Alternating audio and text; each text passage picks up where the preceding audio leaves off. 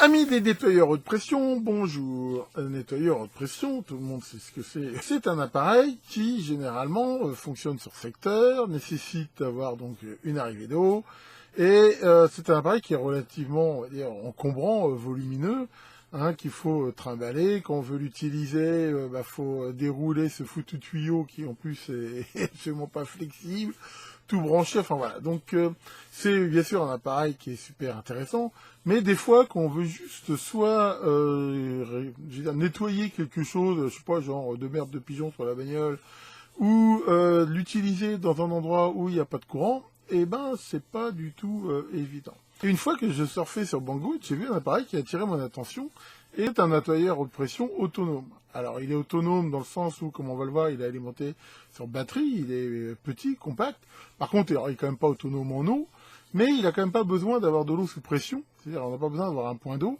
Comme on va le voir, on peut très bien l'utiliser avec un simple seau d'eau, et en fait, ça n'utilise pas énormément d'eau dans la mesure où voilà, il y a beaucoup de pression, mais pas énormément de débit. Donc cet appareil a attiré mon attention, en particulier aussi, hein, parce que voilà, c'est pas un secret, hein, mon épouse élève des chevaux, et il arrive assez souvent que dans les champs, on ait besoin tout simplement des fois de nettoyer des abreuvoirs particulièrement, et dans un champ, par définition, il n'y a pas tellement de prise électrique, et même pas forcément, justement, s'il y a un abreuvoir, de source d'eau. Donc l'idée avec cet appareil, on emmène une bassine de flotte, et normalement, on va pouvoir les nettoyer assez efficacement. Donc j'ai pensé que c'est un appareil qui pouvait quand même rendre bien des services. Je l'ai reçu il n'y a pas longtemps, et nous allons le découvrir ensemble. Bien, voilà ce que j'ai reçu, cette espèce de grosse valise, hein, ma foi assez costaud. Et nous allons regarder ce qu'il y a dedans. Alors un point un petit peu négatif quand même, c'est que le truc est un petit peu mal foutu au niveau des emplacements, et que ça a aussi tendance à balloter un petit peu. Bon, enfin bon, c'est pas forcément très gênant, apparemment en plus ce qu'il y a dedans est plutôt solide. Donc à l'intérieur on a ce tuyau ici qu'on va regarder de plus près. Un chargeur et une batterie, on va aussi regarder de plus près. Et l'appareil en lui-même, voilà, comme ça. Alors l'appareil en lui-même, voilà, on voit cette espèce de pistolet qui est d'une simplicité biblique. On retrouve là l'embout, on va dire, standard pour l'arrivée d'eau. Cette poignée là qui va permettre de l'actionner. Et voilà, ici donc la sortie haute pression. Et là l'emplacement pour mettre la batterie. Donc batterie qui est fournie avec. Voilà. Donc batterie, ce qui est le plus standard. Donc pour la mettre, ça s'en fiche comme ça. Vraiment. Et voilà, on peut voir que ça tourne. Alors au niveau des embouts, l'embout qui est livré avec, voilà, a 4 sorties sélectionnables. Selon la puissance, enfin la concentration du jet qu'on veut avoir. Donc ça va ici de 0, 15, voilà, enfin, ça change vraiment de façon très simple. Et on peut la mettre directement là à l'intérieur. Voilà.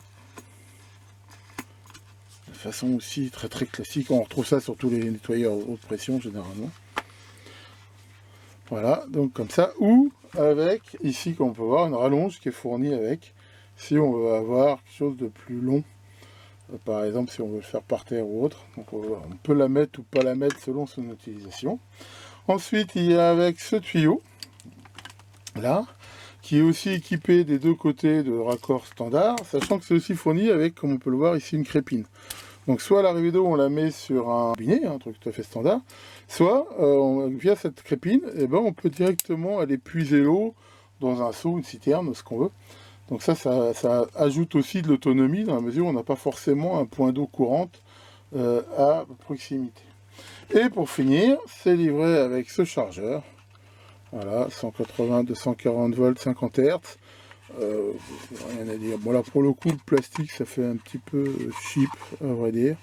Enfin bon, il n'y a pas de raison qu'il ne fonctionne pas. D'ailleurs, je l'ai même rechargé avec, donc ça marche bien. Et on voit qu'on peut même l'accrocher au mur, ce qui peut être éventuellement pratique. Alors par contre, c'est livré avec cette prise, qui n'est certainement pas une prise française, et pas d'adaptateur. Donc là, moi j'en avais un qui me restait, donc je l'ai utilisé. Mais ça, par contre, c'est un petit point un peu négatif. Donc je vais m'empresser évidemment de dégager cette prise à la con, pour en mettre une normale. Et on peut aussi noter l'absence totale de notice de rien du tout. Bon, maintenant, d'un autre côté, c'est tellement simple. Est-ce qu'une notice apporterait quelque chose? J'en suis pas sûr. Alors, bah voilà pour ce qu'on reçoit à l'intérieur. Et ben maintenant, on va faire un petit essai.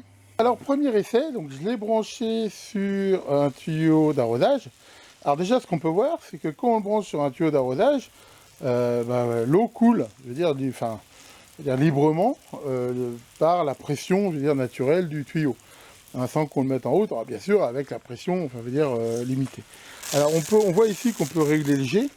Alors, un truc qui est très désagréable, c'est que, enfin, voilà, si avec l'eau, on tourne le truc, on a tendance, voilà, non seulement ça fuit, comme on peut le voir, mais en plus, ça revient en arrière, parce qu'on a tendance à se prendre l'eau dans la gueule, ce qui n'est pas terrible. Enfin bon, à la limite, c'est pas vraiment quand même très gênant. Alors là, si on le met en route, voilà, là on peut voir bien sûr que la pression est augmentée. Voilà, ici. Alors là, on peut voir, voilà, avec les différents G, ce que ça donne. Bon, clairement, c'est pas un Karcher, hein. Faut pas comparer ça, je pense, avec la puissance d'un Karcher. Maintenant, ça donne quand même un G qui est quand même beaucoup plus fort. Alors, je vais essayer maintenant, par exemple, sur ma voiture, mais en utilisant aussi le fait de pomper l'eau dans un seau, par exemple. Voilà, donc là, j'ai mis un seau, voilà, avec de l'eau. Alors, il donnait ici un accessoire qui était a priori pas bête pour pouvoir le crocheter facilement, mais honnêtement, c'est pas solide. Rien qu'en voulant le déplacer, paf, il s'est pété. Donc, ça, pareil, mauvais point, c'est pas très solide.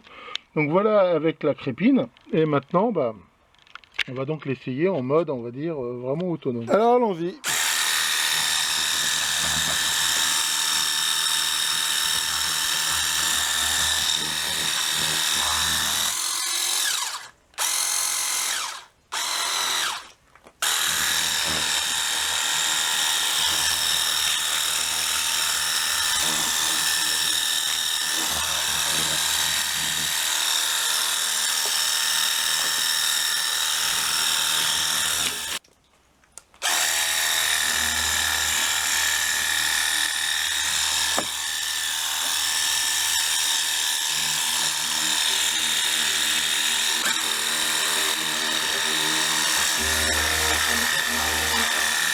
Voilà, bon, alors que penser de cet appareil?